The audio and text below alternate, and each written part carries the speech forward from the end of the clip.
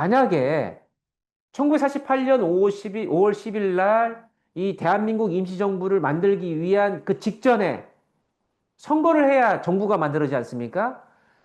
8월 15일 정부가 만들어지기 3개월 전에 총선거를 하는데 북한은 반대했단 말이에요. 그러니까 남한은 하겠다고 하니까 유엔은 두 군데에다 다 선거관리위원회를 보내게 됩니다. 유엔은 그 당시에 이 대한민국, 이 한반도에 올바른 국가를 만들기 위해서 북한 지역에도 감시위원단을 보내고 남쪽에도 보냈는데 소련과 북한은 그것을 못 들어오게 막았어요.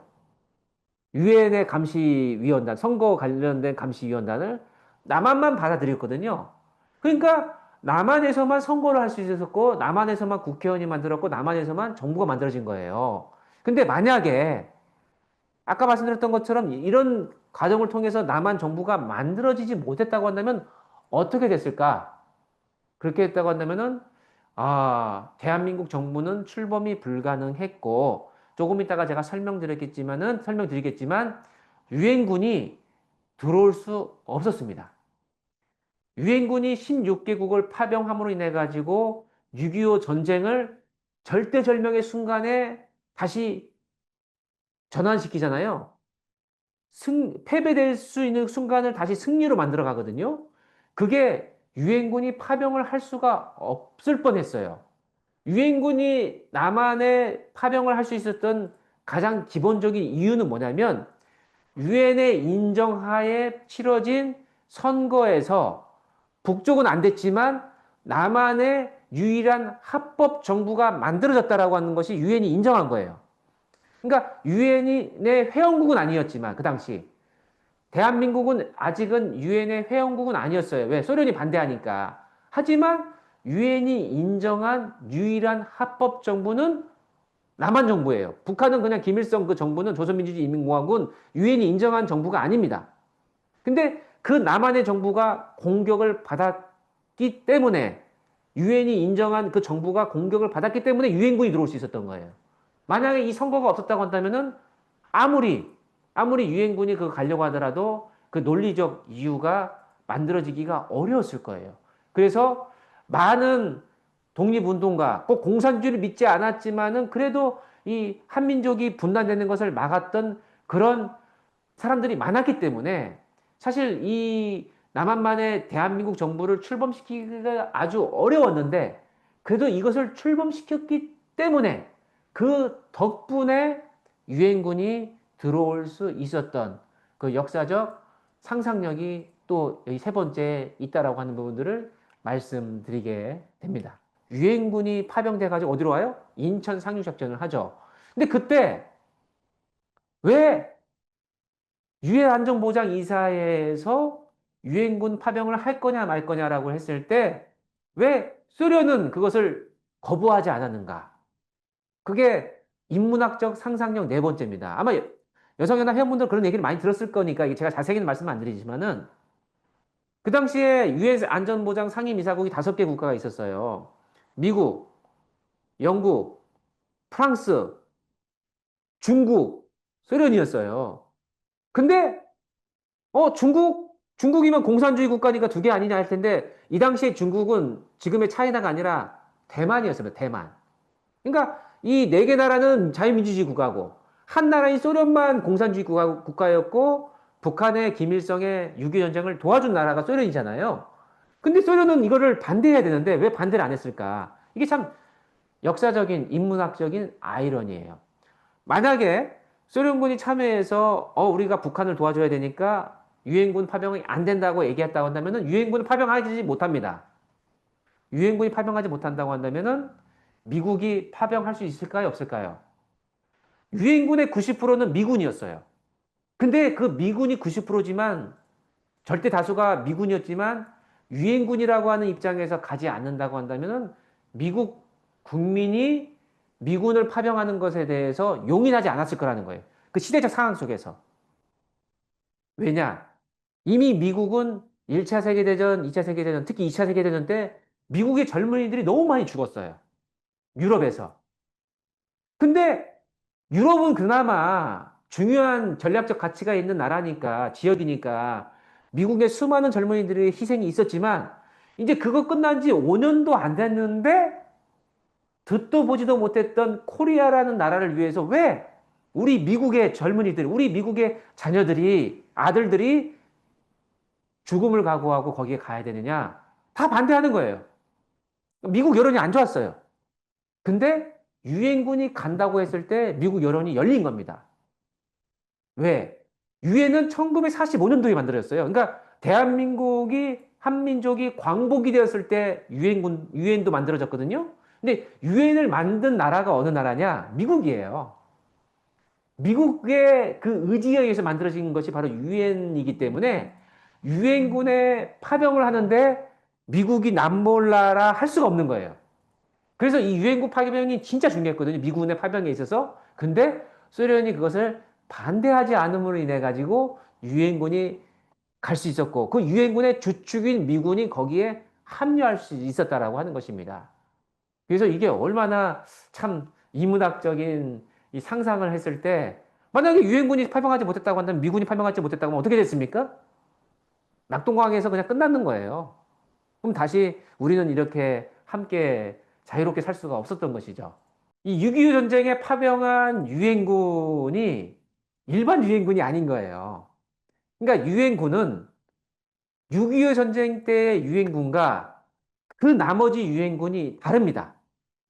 그러니까 처음이자 마지막으로 1950년 그 6.25 전쟁의 유엔군 파병은 처음이자 마지막으로 6.25 전쟁이 끝나고 없어져 버렸어요. 그 다음부터는 그런 파병을 하지 않습니다. 왜 그러냐? 너무 유엔군의 출혈이 컸기 때문에 그래요. 그래서 지금도 유엔군이 지금 뭐 아프리카나 아시아 쪽에 평화유지군으로 나가 있거든요. 파병되어 있어요. 근데 한국 전쟁 이후에 유엔군의 파병의 그 틀은 어떻게 되어 있냐면은 평화유지예요.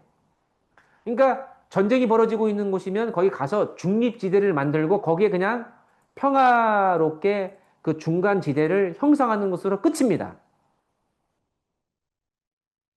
근데 6.25 전쟁은 그렇지 않았잖아요. 인천 상륙작전을 하고 그냥 북쪽으로 그냥 쭉 치고 갔지 않습니까? 그거는 역사상 처음이자 마지막 유엔군의 모습인 거예요.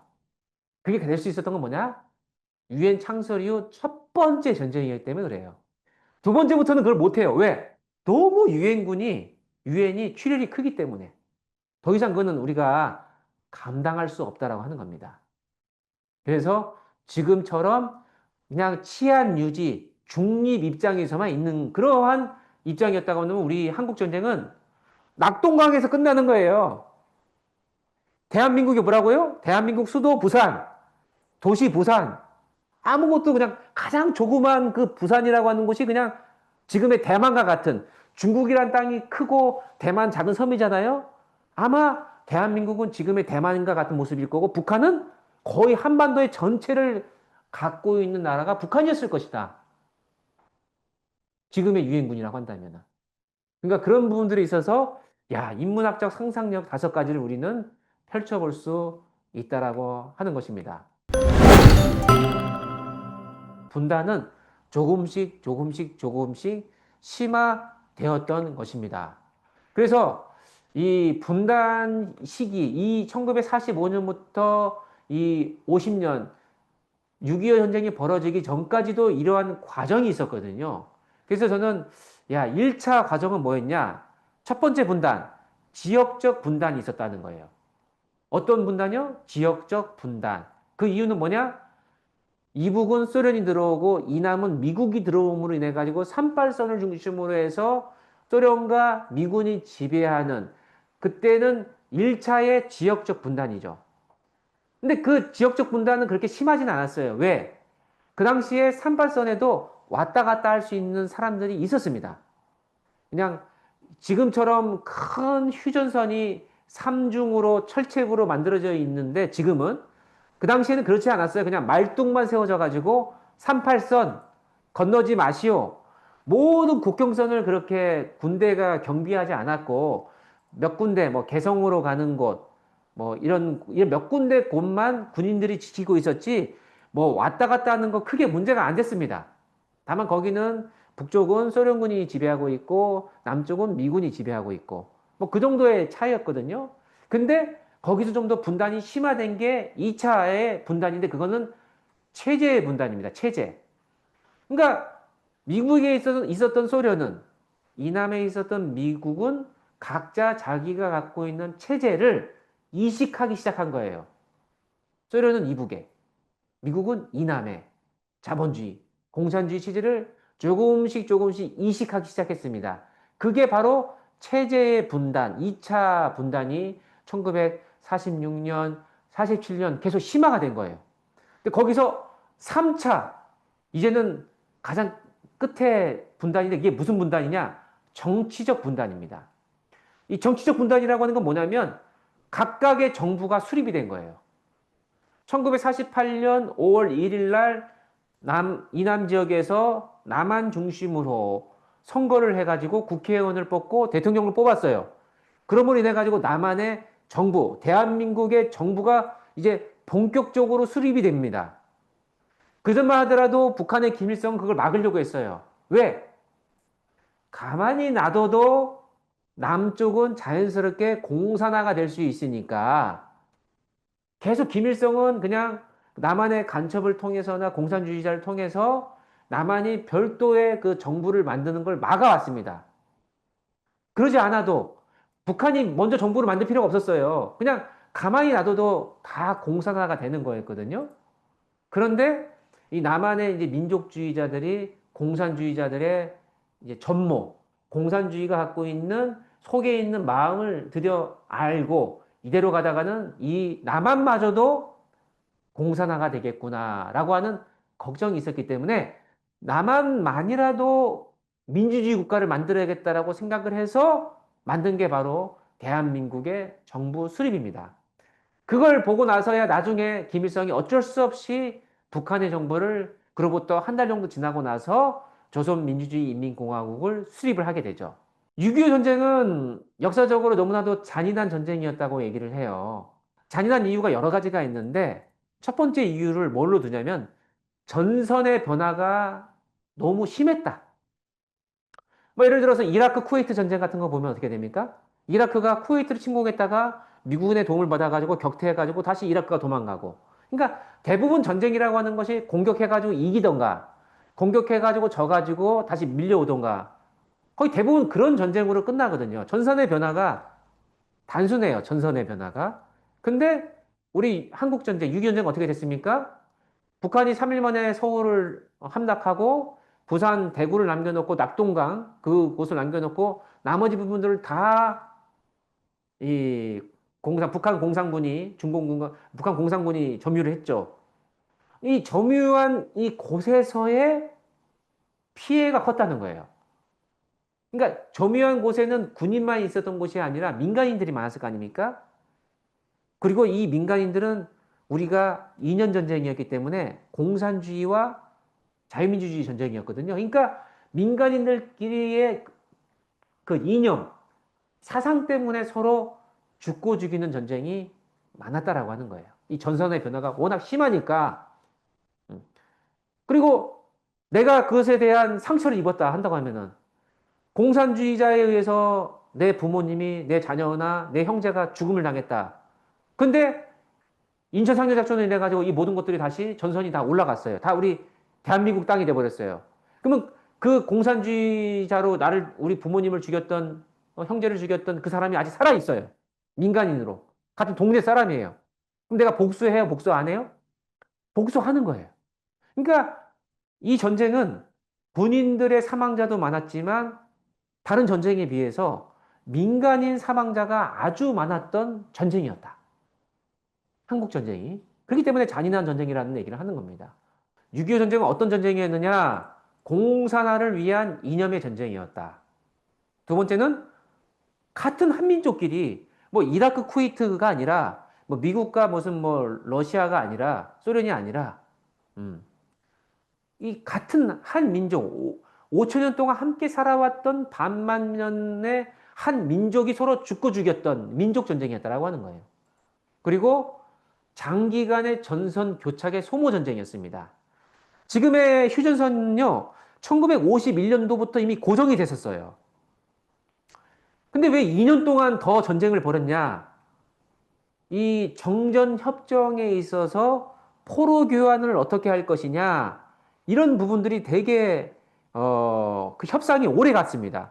이 협상이 오래 감으로 인해 가지고 계속 수많은 젊은이들이 그 전선 그 그냥 그 지금의 그 전선 그대로 그냥 계속 소모적으로 죽고 죽는 그러한 장기간 전쟁이 되었다라고 하는 것이죠. 네 번째는 국제 전쟁이었죠. 북한, 소련, 중공과 남한과 16개국의 유엔군이 국제적인 전쟁을 벌였던 전쟁이었어요. 이 6.25 전쟁을 통해서 드디어 미국은 소련에 대해서 인식을 하게 됐습니다. 미국은 지금까지 소련을 같은 민주주의 국가로 생각을 했었어요. 뭐 소련이라고 하는 소비에트 연방이라고 하는 나라가 되게 좀 급진적인 부분은 있지만은 민주주의의 국가라고 생각했던 거거든요. 근데 알고 보니까 그게 아니라 공산주의 국가고 공산주의는 독재, 민주주의를 저해하는 그런 제도라고 하는 것을 이번 6.25 전쟁을 통해서 알게 된 거예요. 깨닫게 된 거예요. 그래서 그것을 깨닫게 된 미국은 이제 소련의 그 모습을 반대하는 입장이 있었고, 소련은 더 공산화를 하려고 미국을 반대하는 입장이 있었고, 그래서 1953년 6.25 전쟁이 끝나고 난 직후부터 전 세계는 역사상 한 번도 존재하지 않았던 미국과 소련이라고 하는 두 거대 진영 아래의 모든 나라들이 속한 냉전의 시대를 겪게 됩니다. 냉전의 시대. 이 냉전에서 탈냉전은 1980년대 중반 공산주의가 무너지기 시작하면서 해소가 되는데 그러기까지는 30년이라고 하는 시간 동안 전 세계는 미국이냐 소련이냐로 나뉘어져 버리는 세계적 냉전의 개막을 알리는 전쟁이 되었다라고 하는 것입니다. 다만 그거는 지나간 과거이고 나와는 관련이 없다라고 생각하는 것이 사실은 안타깝게도 일반적인 생각이죠. 어떻게 보면 잊혀진 전쟁, 나와는 관련이 없는 전쟁, 이렇게 생각을 많이 하고 그런 입장에서 우리는 또 통일에 대해서 필요하다고 생각하니까 통일에 대해서 또 주장하고 통일에 대해서 얘기를 많이 합니다. 하지만 제가 지금 말씀드렸던 이 전쟁 기간 동안에 분단 과정 동안에 얼마나 많은 사람들이 무참하게 죽어갔는가 그런 과정이 있었는가라고 하는 것을 인간적인 그런 인문학적인 문화의 감수성을 가지고 우리는 봐야 되겠습니다. 이 6.25 전쟁에서의 우리 인문학적 공감을 위해서 저는 이 두 사진을 우리 여성연합 회원분들께 보여드리고 싶었어요. 이게 남이 아니거든요.